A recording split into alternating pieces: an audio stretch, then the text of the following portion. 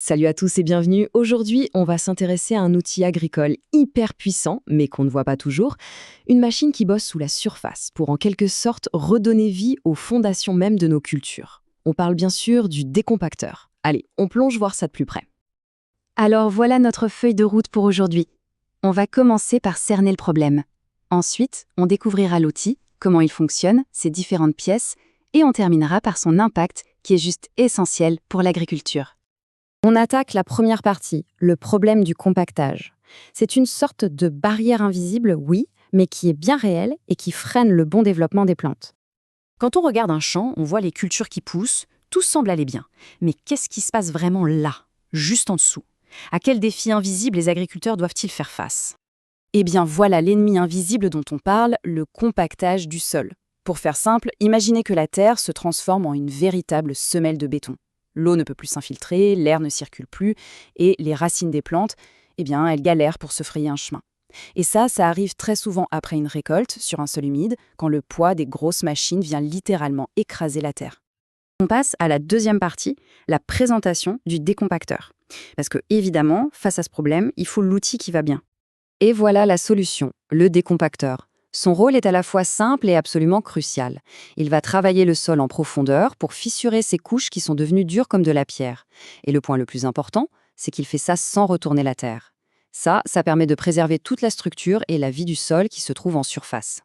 Pour qu'on se rende bien compte de sa puissance, parlons un peu chiffres. En général, il travaille entre 25 et 40 cm de profondeur. C'est une vraie intervention chirurgicale en profondeur pour aérer le sol, là où les outils de surface, eux, ne peuvent absolument rien faire.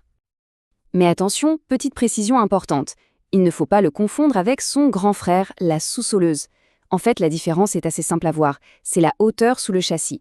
Le décompacteur est plus bas et il va s'attaquer aux couches compactées à la profondeur d'un labour classique. La sous-soleuse, elle, est bien plus haute et va chercher des horizons encore plus profonds. Troisième partie, comment ça marche? Bon, maintenant qu'on a vu ce que c'est, on va passer à la mécanique pour comprendre comment tout ça s'organise sous terre. En réalité, tout le secret réside dans la conception des dents.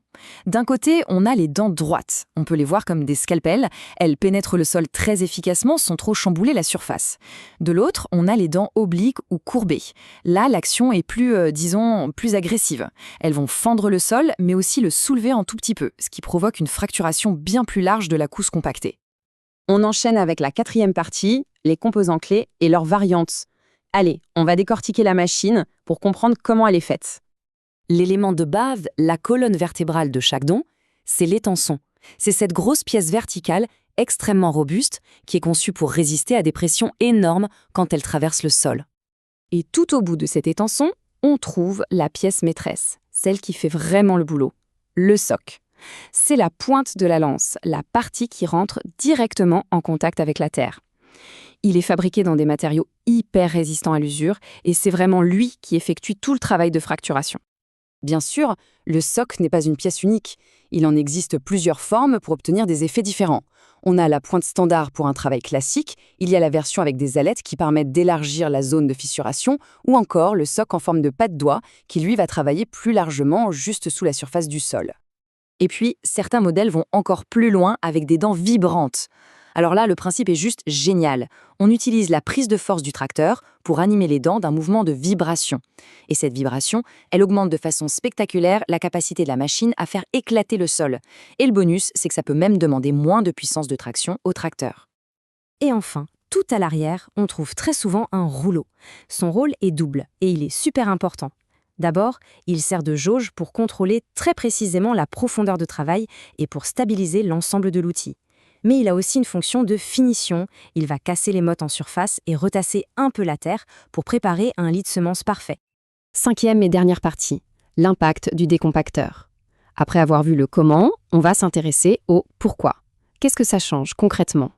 Finalement, quel est le but de toute cette opération? Eh bien, tout ce travail mécanique a un objectif qui est, au fond, biologique. Il s'agit de recréer des chemins pour la vie dans le sol. En fissurant cette couche dure, le décompacteur permet à l'eau de s'infiltrer de nouveau, à l'air de pénétrer, et surtout, il permet aux racines de plonger en profondeur pour aller chercher les nutriments et l'humidité dont elles ont besoin. L'action de cette machine va donc bien au-delà de la simple mécanique, on le comprend bien. C'est une véritable opération de réanimation pour un sol qui était en train de s'asphyxier. C'est en fait lui redonner la capacité de vivre, de respirer à nouveau. Et tout ça, ça nous amène à une dernière réflexion. Si un outil, un simple outil mécanique, peut avoir un impact aussi profond sur la santé du sol, on peut se demander quelles autres innovations, peut-être encore invisibles aujourd'hui, sont en train de se développer pour façonner l'agriculture de demain. C'est une question qui ouvre des perspectives assez fascinantes. Merci beaucoup d'avoir suivi cette analyse.